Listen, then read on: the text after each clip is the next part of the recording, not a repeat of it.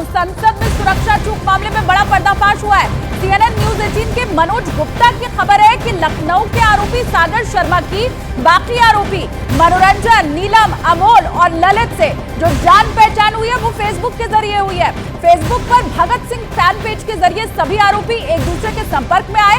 1.5 साल पहले मैसूर में सभी आरोपियों की मुलाकात भी हुई थी।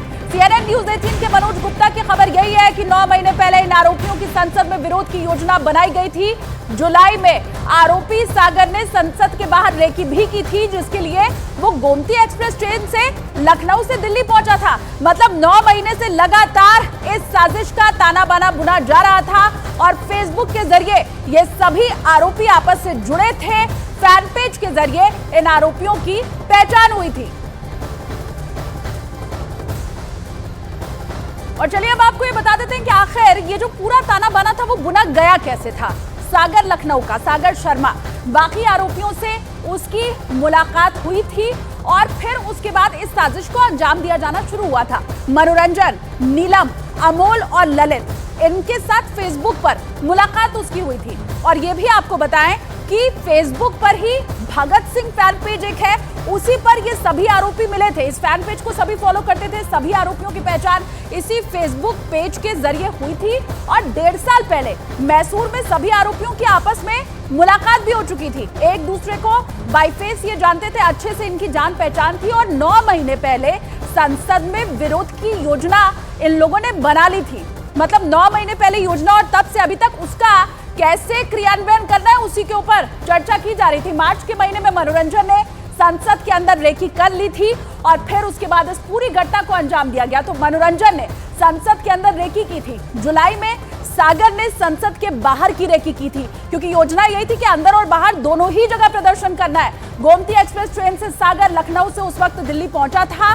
इसकी जानकारी भी अब पुलिस को मिल चुकी है। इसके अलावा 1 घंटे बाद नई दिल्ली रेलवे स्टेशन पर अमोल पहुंचा और उसके बाद अमोल महाराष्ट्र से और नीलम हिसार से दिल्ली पहुंची थी। नीलम हिसार से दिल्ली आई। सभी आरोपी मेट्रो स्टेशन पर आपस में मिले।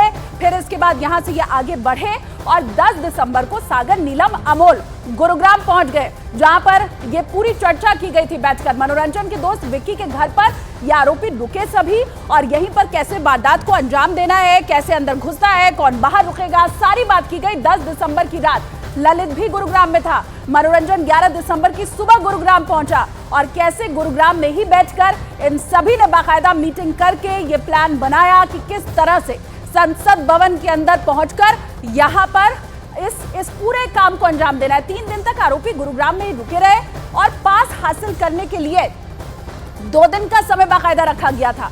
14 दिसंबर को संसद में विरोध की प्लानिंग थी और कैसे कब इसकी शुरुआत हुई हमने आपको बताया। पास जल्दी मिलने से 13 दिसंबर को साजिश को अंजाम दे दिया गया। पहले ये 14 को अंजाम देना चाहते थे। 13 दिसंबर को ही सागर ने सदर बाजार पहुंचकर और आगे फिर महादेव रोड से सांसद के पीए से सागर ने पास हासिल कर लिया। जो बात की वो सांसद के पीए से की और उसके बाद सागर ने पास हासिल कर लिया और फिर कैसे पास मिलने के बाद कैसे अंदर वो घुसा, कैसे संसद भवन के अंदर अफरा तफरी मच गई, वो हर तस्वीर हमने आपको दिखाई। ये आरोपियों की जो तस्वीर है उनकी पूरी प्लानिंग हमने आपको बताई। अमित को मैं फटाफट रोक कर लेती हूँ। अमित, कहां से साजिश का ताना बाना शुरू हुआ, कहां तक बुना गया, कैसे ये पूरी साजिश हुई? अब तो हर एंगल खुलकर सामने आ गया है अमित।